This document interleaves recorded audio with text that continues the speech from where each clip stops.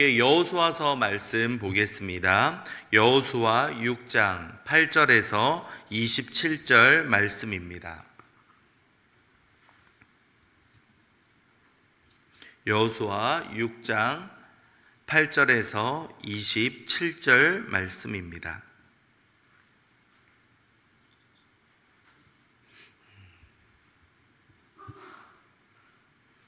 교독합니다. 여호수아가 백성에게 이르기를 마침에 제사장 일곱은 양각 나팔 일곱을 잡고 여호와 앞에서 나아가며 나팔을 불고 여호와의 언약궤는 그 뒤를 따르며 그 무장한 자들은 나팔 부는 제사장들 앞에서 행진하며 후군은 궤 뒤를 따르고 제사장들은 나팔을 불며 행진하더라.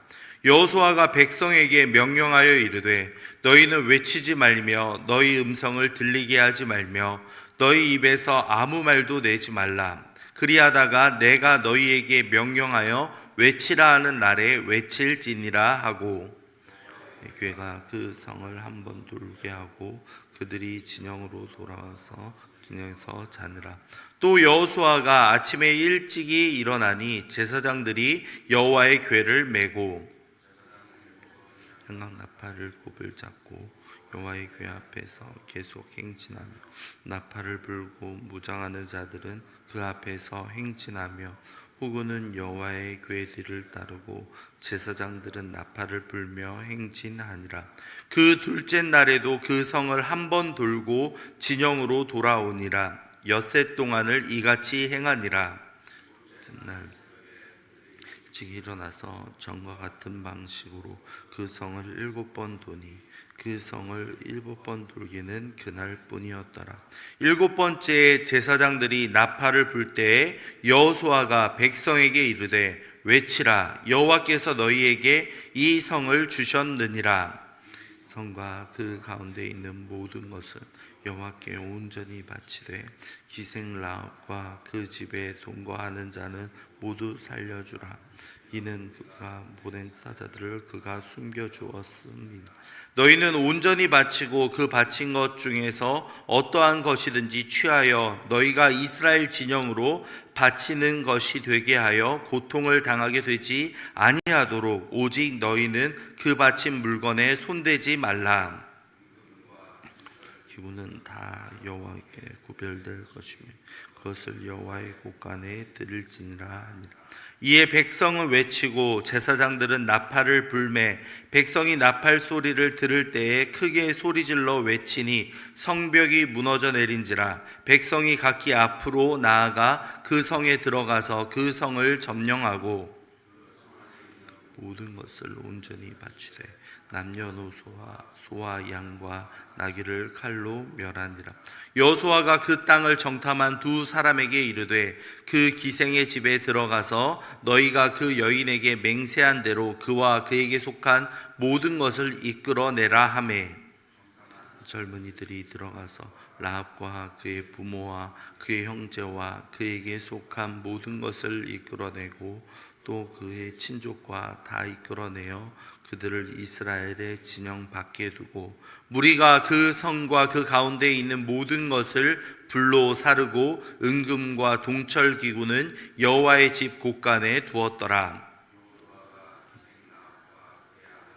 가족과 그에게 속한 모든 것을 살렸으므로 그가 오늘까지 이스라엘 중에 거주하였으니 이는 여호수아가 여리고를 정탐하려고 보낸 사자들을 숨겼음이었더라.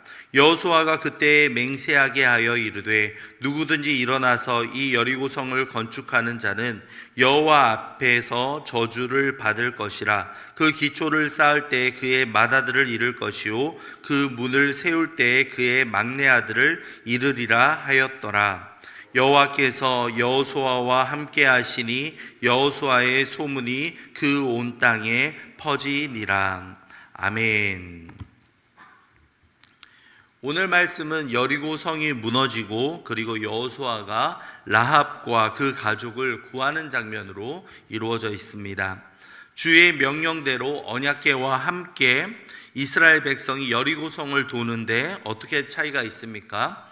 하루에 한 바퀴만 돌고 들어가고 이렇게 6일을 반복합니다. 그리고 나서 마지막 7일째 되는 날에는 이제 7바퀴를 돌고 나서 제사장의 나팔 소리와 함께 같이 함성을 지르죠. 그러자 여리고성이 무너졌다라고 기록하고 있습니다. 고고학자들에 따르면 여리고성의 둘레만 600m에 해당하였고 그 전체 크기는 8,000평 정도 되었다고 합니다. 거대한 성이었다라는 것을 우리는 충분히 유추할 수 있죠. 그 성은 외벽과 내벽으로 구성이 되어 있었는데 외벽의 높이가 7m, 그 두께가 2m였다고 합니다. 그리고 내벽 역시도 그 배가 되는 14m 정도가 되는, 즉 난공불락의 성이었다라고 볼 수 있습니다. 그러한 성이 딱 백성들은 돌고 소리를 지르는 그것에 무너져 내렸다라는 것은 무엇이겠습니까? 하나님이 그 성을 무너뜨렸다라는 것을 우리는 분명히 알게 됩니다. 백성이 여리고 성벽을 무너뜨리고 이제 하나님의 역사하신 다음에 백성이 여리고를 정탐하기 시작하고 그 이후에 이제 라합과 그의 가족을 구하는 장면이 이어져 있죠.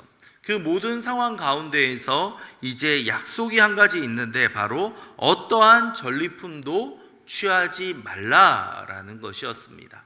이 다음 장에 나오는 이제 아간의 범죄를 통해서 이 약속을 어기게 되고 그 범죄가 어떠한 결과를 초래하는지 우리는 잘 알고 있습니다. 이 상황들을 통해서 이제 우리는 이제 믿음이 과연 무엇일까? 믿음에 대해서 함께 나누어 보고자 합니다. 믿음이란 오늘 말씀들을 통해서 알 수 있는 첫 번째는요, 믿음은 바로 승리의 길이다, 승리를 보장받은 길이다 라는 것을 알 수 있습니다.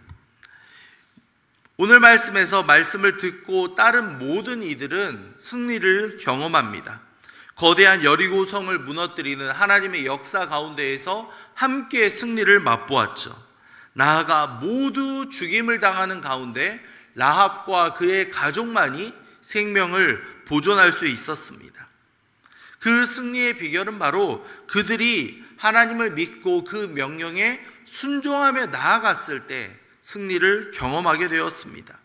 믿음을 가지고 나아갈 때 하나님의 승리가 보장되어 있다라고 우리는 알 수 있습니다. 만약에 이스라엘 백성들이 자신의 힘을 의지하여서 무언가 그들과 전쟁을 벌이려고 하고 그들과 맞섰다면 이러한 완벽한 승리를 경험할 수 있었겠습니까? 라합은 어떠한가요? 다 죽어가는 가운데 여호수아와 했던 약속을 기억하며 그 행동으로 실천하며 나아갔을 때 결국 함께 승리하는 것을 경험할 수 있었습니다. 우리가 믿음으로 주님을 믿고 나아갈 때 우리는 마지막 순간에 승리할 것이라는 그 믿음을 우리는 확인해야만 하는 겁니다. 마지막 날, 마지막 순간 예수 그리스도께서 다시 오실 때에 우리 모두에게 영원한 승리, 영원한 기쁨과 영원한 생명이 보장되어 있다라는 사실을 우리는 마음 깊이 새겨야만 합니다. 다음으로 믿음이란 무엇이라고 표현할 수 있을까요? 믿음은 순종이라 할 수 있겠습니다. 이스라엘 백성들이 보여준 믿음과 라합이 보여준 모든 믿음의 행동들은 곧 하나님의 말씀을 믿고 따를 때 그것이 분명히 드러났습니다. 하나님은 뭐라고 말씀하십니까? 하루에 한 바퀴만 여리고성을 돌라. 그리고 백성들은 순종합니다. 라합은 어떠한 행동을 합니까? 정탐꾼들이 창문에 붉은 줄을 달고 온 가족을 불러 그 집안에 머물라라고 합니다. 그때 그들은 이 말씀을 기억하며 순종했습니다. 이스라엘 백성들은 승리하였고 또한 라합은 구원을 받습니다. 이방인이었음에도 불구하고 하나님을 믿고 두려워하며 그 말씀을 따랐을 때 그들에게 놀라운 구원의 은혜가 임하였다라는 것을 우리는 알 수 있죠. 무엇입니까? 순종이 바로 이러한 힘을 가지고 있다라는 것을 알 수 있습니다. 믿음을 통해 우리가 무엇이 믿음인가 라고 했을 때 바로 하나님의 말씀을 믿고 따르는 것, 그 말씀을 그대로 준행하며 실천하는 것이 바로 이 믿음의 가장 중요한 요소다라는 것을 우리는 확인하게 됩니다. 마지막으로 이 믿음이라는 것은 끝까지 인내하며 나아가는 것이다 라는 것을 우리는 알 수 있습니다. 7바퀴를 계속 돌았고 마지막 날에는 돌았고 그 말씀에 순종하며 끝까지 나아갔습니다. 중간에 말을 하거나 중간에 무언가를 다른 행동을 한 것이 아니라 하나님의 말씀을 기억하며 평일에는 한 바퀴씩, 마지막에는 다 7바퀴를 돌았습니다. 중간에 포기했다면 과연 이것이 무슨 의미가 있는가? 하나님이 명령한 것이 이게 맞는가? 그들이 의심하고 따르지 않았다면, 중간에 포기했다면 이러한 완벽한 승리를 경험할 수 있었겠습니까? 그들은 끝까지 믿었고 끝까지 인내하며 따라갔습니다. 라합도 마찬가지입니다. 중간에 두려운 마음에서 혹여나 집 밖을 나갔거나 무언가 이 집보다 더 안전한 곳이 있지는 않을까라는 착각으로 다른 곳에 숨어 있었다면 어떻게 되었겠습니까?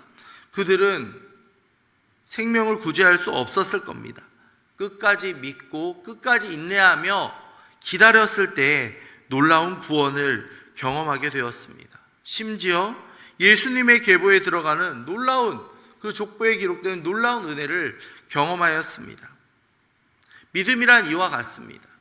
믿음은 계속해서 승리가 보장된 길이며 순종을 해야 누릴 수 있고 끝까지 인내할 때 우리에게 약속된 길입니다. 우리의 삶도 마찬가지입니다. 어느 순간마다 내가 과연 이것이 옳은가? 나에게 정말 영원한 기쁨과 승리가 보장되어 있는가? 여러분 마음에 의심이 들 때마다 오늘 이 말씀을 꼭 묵상하시기 바랍니다.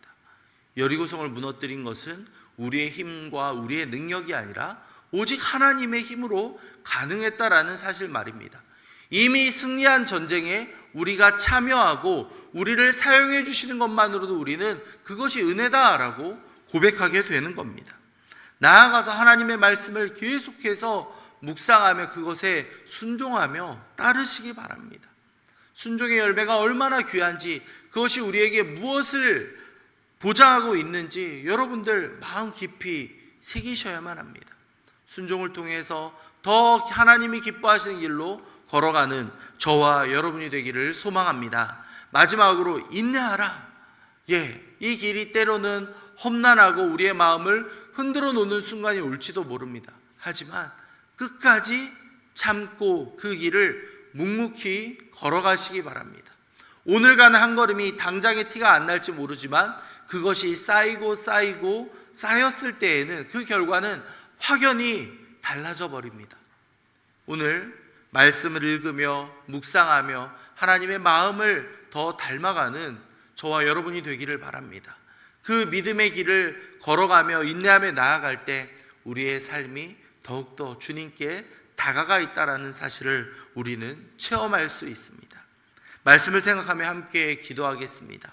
주님, 이 시간 우리에게 주어져 있는 이 길이 승리가 보장된 길임을 다시 한번 깨닫습니다.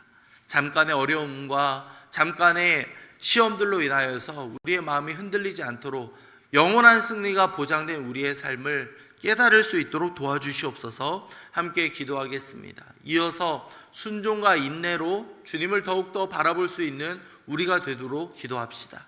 주님의 말씀에 순종하며 따르겠습니다. 이 말씀을 우리 마음에 새기며 그 길을 걸어가겠습니다.